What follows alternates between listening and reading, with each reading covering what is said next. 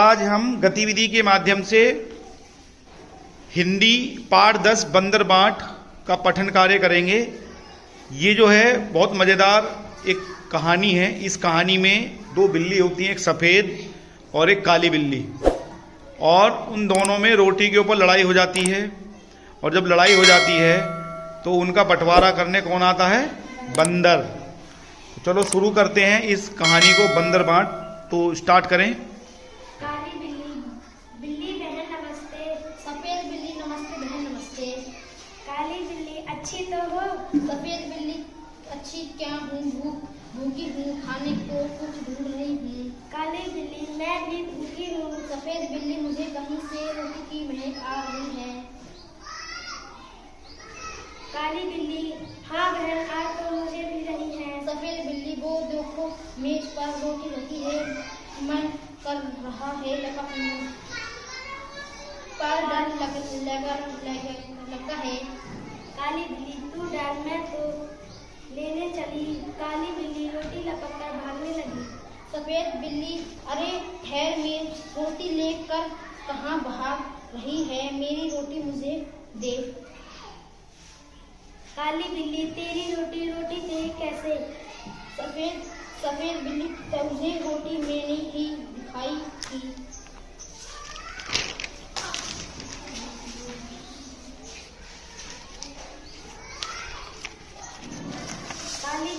काली चलो बेटा next paragraph पढ़ो। काली बिल्ली नहीं रोटी मैंने लगती थी, मेरी रोटी नहीं दूंगी।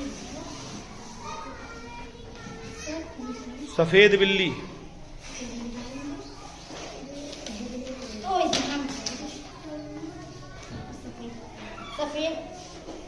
सफेद बिल्ली मैं तुझसे रोटी नहीं ले जाने दूंगी।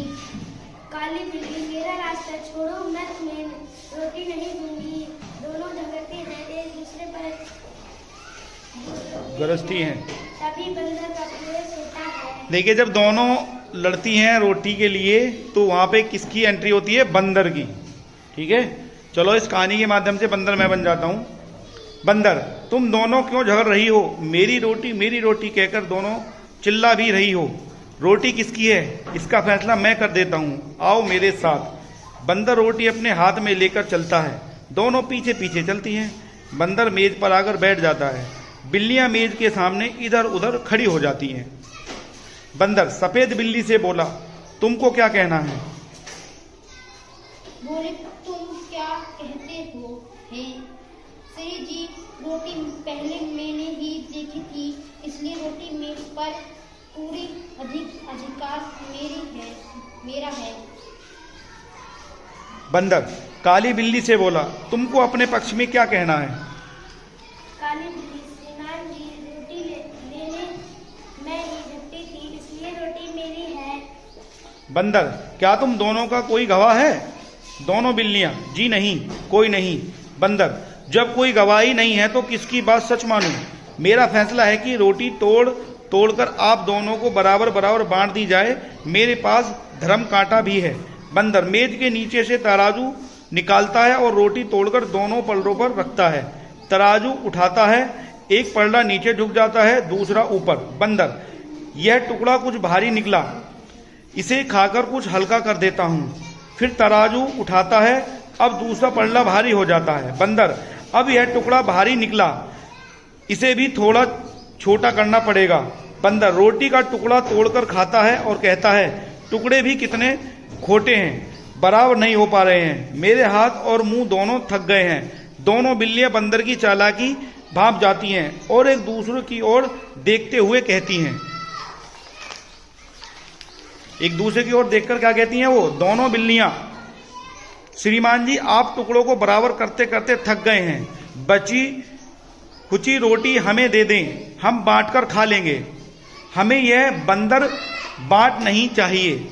बंदर नहीं, तुम दोनों फिर झगड़ोगी, इसलिए मैं झगड़े की जड़ ही मिटा देता हूँ। बंदर बची कुची रोटी भी खा जाता है और तराजू लेकर वहां से भाग जाता है। दोनों बिल्लियां पछताती रह जाती हैं। काली बिल्ली रोटी तो बंदर खा गया, अब क्या करे? सफेद बिल्ली मैं तुझे रोटी नहीं ले जाने दूंगी। क्या पढ़ रही हो बेटा, गलत पढ़ रही हो।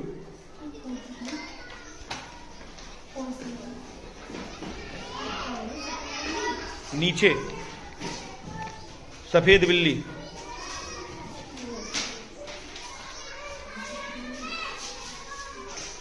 सफेद बिल्ली कारण क्या है, आगे से झगड़ बंद अपने फैसले मिलजुल कर करेंगे।